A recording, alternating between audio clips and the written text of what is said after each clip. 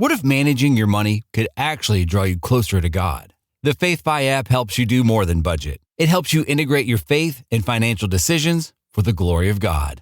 With easy-to-use envelope features, top biblical financial content, and a supportive in-app community, you'll learn to steward God's resources wisely and grow in generosity.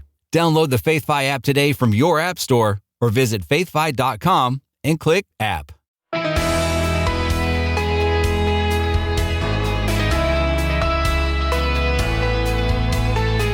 Money and marriage, two things God designed to bless us, but they can also be two of the greatest sources of stress. So what if we turn financial conflict into connection?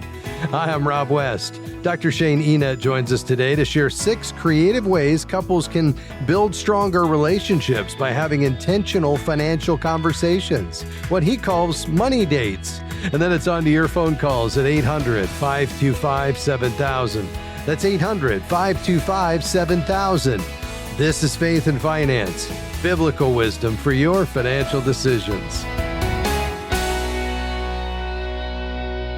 Joining us once again is Dr. Shane Enete, Associate Professor of Finance at Biola University and founder of the Biola Center for Financial Planning. He's also a trusted contributor to FaithFi. And Shane, it is great to have you back. Yeah, thank you, Rob. Always a joy to be here and share these ideas. Well, I'm particularly excited about this. Shane, this is a book that has needed to be written for a long time, this idea of money dates, coming together as a couple. And let's start there. Why is it so important to intentionally schedule conversations about money rather than only addressing concerns as they come up, as they arise? You know, with money, it's real personal. And when people get together, they've done all these studies. One particular study that looked at 2,000 couples, half of them said they're uncomfortable talking about money because they're worried. They're worried that it's going to cause conflict. And so they end up not talking about it. And that ends up burying the conflict and it becomes deeper. And then, you know, the study also showed that on average, couples have about 58 arguments about money per year. Yeah. And so there's just this fear that creates something worse if you don't talk about it. And so you kind of have to maybe rip the Band-Aid and just get the conversation going. But I'm wanting to try and help it get it going where it's not painful, but actually kind of a fun experience. Yeah. Well, and Howard Dayton has talked about this for years. I mean, that was the first time I was introduced to this idea of a money date. And Howard would always say, at least monthly, you need to come together. And this isn't finger pointing. This is really about course corrections, getting on the same page. It's about seeking understanding and driving toward our goals that should be informed by our values. But I think you've even taken it to another level because what you're telling us is these can actually be fun. And that's why I was so thrilled that in our latest edition of Faithful Steward, you wrote this great article on 6 great money dates. So why is this so important to talk about it this way as a date? You know, we just want to kind of grease the wheels to get the conversation going. And dating can be a lot of fun if you're intentional, if it's something that you want to do. And so why not kind of combine something really fun with something maybe not as fun? And then as you're connecting in this kind of fun date environment, then I think the money conversations actually end up being more fun than if you were just at home, kind of in your normal day-to-day. Yeah. And the idea here is a regular rhythm, a place where you and your spouse come together to talk about money. But to Shane's point, these can be really enjoyable and you can have a great date at the same time. So money date number 1 is about sharing your money story. Unpack this for us. Yeah. So I think with money, there's a story behind how you're thinking about money, how you're feeling about it. There's a lot of experiences that we have growing up. And it's really important just, as a couple, if you want to grow closer together and you want to understand where someone's coming from, to learn about their experiences. And so to have an intentional time where you think about kind of early childhood memories around money, how your family thought about money, what kind of messages you heard about money from your family of origin, all those things can kind of get put together in a money biography or autobiography. And if you think about that ahead of time and then bring it to the date, you can share your story, let it just unfold at the date, at a good restaurant while you're eating good food and enjoying kind of the atmosphere. And then you can really get some shared sense sense of empathy towards your partner. If they start kind of thinking some way or spending in a way that you don't agree with, then you can connect it to kind of their money story. Oh, I couldn't agree more, Shane. You know, one of the keys to getting on the same page as a couple as it relates to money is understanding. And there is nothing better than unpacking this question together that Dr. Enete presents in date number 1. What was your earliest memory of the concept of money? Knowing that could be a game changer. We're talking with Dr. Shane Enete today. He is Associate Professor of Finance at Biola University. He's also the author of an article in our recent edition of Faithful Steward called 6 Great Money Dates. More dates right after this. I'm Rob West, and you're listening to Faith and Finance, biblical wisdom for your financial decisions. We'll be right back.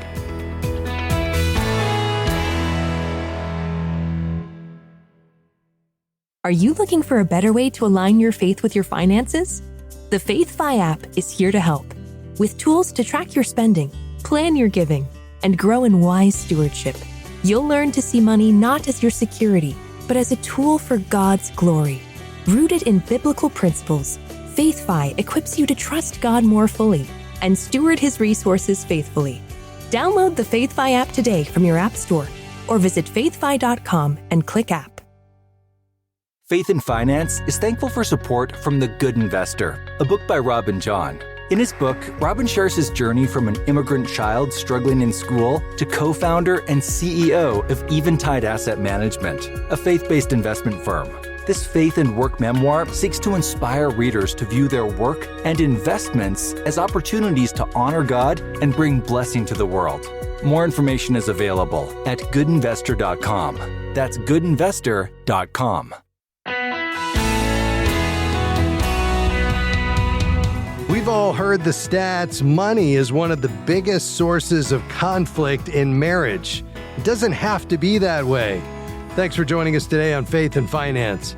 I'm Rob West. With me today, my friend, Dr. Shane Enete. He's Associate Professor of Finance at Biola University. He's a regular contributor here at Faith and Finance, and he's the author of a great article in our latest edition of our magazine, Faithful Steward, called 6 Great Money Dates. 6 dates you and your spouse can enjoy to grow closer to each other and become better stewards of the resources God has entrusted to you. And Shane, before the break, you shared date number 1, sharing your money story. Date number 2 is really intriguing, and you call it Give Together. Explain it to us. You know, I had a lot of fun giving adventures as a single guy in my 20s and into my early 30s. And my wife also, was a great giver. And when we got married, we kind of got into a little bit of a giving rhythm. But what I realized after 8 years of marriage is that we had never really done a big giving adventure together. We'd never really sat down and said, hey, what is our ethos with giving? What kind of giving would make us both kind of come together in a meaningful way. And so we had a conversation and we did some fun giving together, and we determined kind of how our household wanted to give and how, in what ways, because it's not just first fruit giving. You can also give in so many other ways as well. Yeah. And you really give 3 options here. And of course, there's unlimited options for how you give, but share a couple of these. So besides first fruit giving, you can do a giving goal, which I just love. So I'm very competitive, and giving goals you can track and you can celebrate. I love celebrating as well. And so we have a giving goal as a family, and we went to a real nice, fun restaurant we would normally not go to as a family, and telling our kids, hey, we're doing this big treat because we've gotten halfway on our giving goal. And it's just real festive. That. And, a giving circle is very special. That's where you find like-minded people in a Bible study, in a neighborhood, or even within your family, an extended family, and you all pool your money together and give to a common place that you're all passionate about doing. And the last one is just, let's create kind of a percentage of giving that's kind of a stretch goal. And then as we get, have an increase in our income, we increase our giving over time and move towards that goal. Yeah, that is so good. All right, well, this next day, date number 3, you call Cook the Books, and I have a bit of an idea on where we're going here. Explain kind of the fun part of the date, and then also what they're doing financially as well. Sure. Yeah. With this one, it'd be fun, instead of going to a restaurant, to actually stay at home and cook together. And there can often be a lot of good conversation, a lot of good fellowship together as you cook. And if you don't want to cook, then what's also fun is just go to a store, grab food together, to go type of food, and do a picnic. So you can kind of go either way. And then when you are making the food and then eating it, and hopefully a relatively romantic way at home, you're able to just start to talk about, hey, how should we develop a rhythm for our budgeting, and who should be responsible for kind of tracking things, who should be responsible for maybe keeping some receipts if you need to look at how things are being spent, and what type of app should we be using. And, there's a little bit of maintenance when you do budgeting, and it's nice to come together with a plan about who's going to do what. Yeah, you're exactly right. And that's where the FaithFi app could be really helpful. I know Julie and I use that to track our family's budget. And if you want to learn more, you could go to faithfi.com. Just click on app there at the top of the page. All right, let's get to money date number 4. And this is around your credit report. Explain this to us. Okay, before I do, let me just say the date I would like to pair with this one. So with debt, it's very emotional. There's a lot of emotional cost to it, and people get stressed. And there's actually a lot of financial, what they call PTSD around debt. And so I have a suggestion. So the spa is usually pretty expensive, and it might get you into more debt. But if you get good at doing what are called day spa passes, then you can end up getting into all of the facilities and all of the fun ways of enjoying a spa without a treatment, but you're just using their spa and their rooms, and everything's beautiful, and you just spend the day there. And then you can talk about your debt and laying a credit boundary, thinking about, what are your attitudes around debt? How have you experienced it over time? Was there some trauma in the past with your family and how they, kind of your family of origin, and how they experienced debt? And with your current debt, do you know how much you have? And do you fear it in such a way that you want to get rid of it? If so, how far, how strong? Just talk about your ambition about getting rid of the debts. But all of that, you can do in just this beautiful place. And I think that would really help create a good, constructive conversation around debt. Yeah. And with all of these dates, Shane, it goes without saying that, this is about coming together and making forward progress, not dwelling on what's gone wrong in the past or pointing fingers, right? Correct. Yeah. You just want to care for each other, and you want to talk openly about things that matter to each of you. And then you want to be able to agree upon kind of an exciting plan, one that you're both owning and coming together to figure out, not just telling the other person this is how it's going to be, but saying, what kind of boundaries should we have about credit cards? Let's come together and agree how we should use them. Should we cut them up, or should we use them to try and get travel points? Just honestly, in what way? And then it's neat to figure out some other safeguards as well about what type of debt you'd be willing to get, and what type of debt you should always avoid, and those kinds of things. We're talking 6 great money dates with Dr. Shane Enete today of Biola University. This is an article that's in the latest edition of Faithful Steward magazine. Shane, money date number 5 is called Number Your Days. Tell us about this one. Sure. That phrase comes from Psalm 90:12, where the psalmist is he's asking that we may be taught to number our days. And what happens is we gain a heart of wisdom when we do this. And I think every couple, when they come together, should consider that, life's short, and, it's 100% mortality rate. And it's really, there's so much that can be done now to prepare us to essentially to number our days. And, we need to think about what happens if, we pass away, if get to a place where we no longer have, our cognitive abilities. And so that deals with power of attorney and healthcare directives and our will and potential trusts. And really, when you come together, the date should be about determining and identifying key people in your life who you trust, who you want to be the guardian of your children, who you want to be the executor of your will, who you want to be an agent for your power of attorney. And these people are really important to figure out together. You don't want this to be kind of an emergency thing. And, just spending an hour on estate planning makes a huge difference for the people that you love. And really, it's one of the most selfless, connected things to the gospel, because you're doing this purely for the sake of others. And I think as a household and as a couple, doing this really makes it so that, you're drawing closer as you're numbering your days, and you're both together gaining this heart of wisdom. So good. Well, Shane, I am so thrilled that you wrote this article for us. I know you're in the process of writing a book that's going to dig deeper into this subject, and we'll certainly have you back when it comes out, but really appreciate your time today. This has been great. Yeah, thank you for having me. All right. Folks, if you want to have healthy money conversations, I recommend A Money Date. And our latest edition of Faithful Steward, the article written by Dr. Shane Enete, can get you pointed in the right direction. Faith5 partners receive 4 issues a year when you support the ministry at $35 a month or $400 per year. Just go to faithfi.com/partner to learn more. That's faithfi.com/partner. Back with your questions after this. 800-525-7000. Stick around.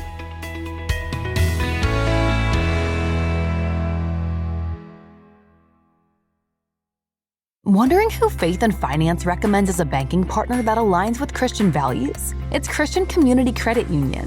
When you open a high-yield checking, savings, or Visa cashback card, you'll help advance the gospel when making everyday transactions. Visit faithfi.com/banking and use code FAITHFI when you sign up. That's faithfi.com/banking with code FAITHFI. Membership eligibility required. Each account is insured up to $250,000. This institution is not federally insured. Healthcare is complicated. It doesn't have to be.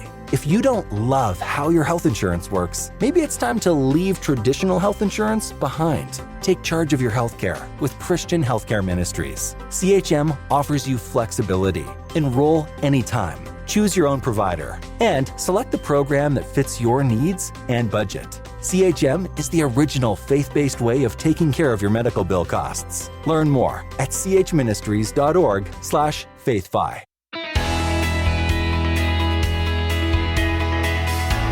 Hey, great to have you with us today on Faith and Finance. We're taking your calls and questions. 800-525-7000. Plainfield, Illinois. Danielle, go ahead. Hi. So I've been listening for a while, and I've had the same question in my mind, but I'm finally able to call you, so I appreciate it. Good. So I'm a single parent, and I'm 31 years old. My son just turned 5. I want to save for his future. I'm doing it all by myself, no child support or anything. I have about $42,000 in savings in a separate account, but I want to start investing, but do something where it's safe. So there's not a lot of risk, but I want to have something ready for him for his future. Boy, I love that. And Danielle, let me just commend you here. I mean, I have counseled with enough single moms to know how challenging this is. And as you said, you're doing it on your own. God is your provider, but there's not any, child support coming in there. It doesn't sound like. And not only are you debt free, but you've got this really phenomenal emergency fund, and you're trying to plan ahead for the future for your son. And that's amazing.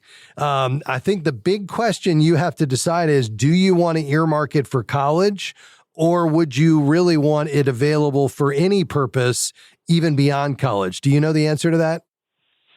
For any purpose. Okay, cool. Given that you don't want it earmarked specifically for college, which if you did, I would say use a 529 plan, then you're probably going to want to just put it in a taxable account in your name, but earmarked for your son. And so what you would do is, you wouldn't put it in his name as a custodial account. You could make him a beneficiary on it, which would automatically convert it to a custodial account if something happened to you. But the nice part about it not being in a custodial account is you have control over it. So even though it's separate from all of your other money, so you know that it's earmarked for your son, if for some reason when he gets to 18, he's not spiritually or financially mature enough to receive the money, it wouldn't automatically become his money, which it would be true if it was a custodial account. So you'd have a little bit more control over when he gets the money and how he receives it. So I'd put it in that taxable account in your name, and then it's just a matter of setting up those systematic contributions right into the account. Now, you could use like a robo-advisor, like a Betterment or Wealthfront or the Schwab Intelligent portfolios. Those are very low cost, maybe 25 basis points, 0.25%. And then every time you make a contribution, it would automatically reinvest it without any transaction fees, and it would be in the broad market indexes. Now, I can't wait for us to have a faith-based investing robo-advisor. And in fact, there is one in the works that I'm aware of. And hopefully this time next year, I'll be able to tell you that's what I want you to use. But it doesn't exist today. So you would just have to own the broad market indexes. And then you could set up that automatic contribution. You just let that grow. You would determine how conservative or how risky it is based on the way you answered the questions. And then, you just kind of set it and forget it and just let that grow. And then when he gets older and you're ready to hand it off to him, either for college or an apartment or a car or, whatever it is, then you would liquidate the investments and, you could transfer it over to him. Does that make sense? That does. So just like a regular savings account and put him as a beneficiary? Yeah, it would basically be what's called a brokerage account, because it would be like if you did the Schwab Intelligent Portfolios, it would be a Charles Schwab. So it's not really a banking account like you'd have with a savings on an online or a brick and mortar bank. It's really a brokerage firm, which provides a trading platform. And then you would decide at that point how to invest it. If you use the robo approach, you would use the Schwab Intelligent Portfolios. You'd answer a bunch of questions, and then they would automatically invest it for you in these big broad market indexes. Okay, gotcha. I'm taking notes of all of this. I really appreciate the advice. Yeah, no problem. So summarize, you're going to keep it in your name, not put it in his because you want control over it, but a separate account.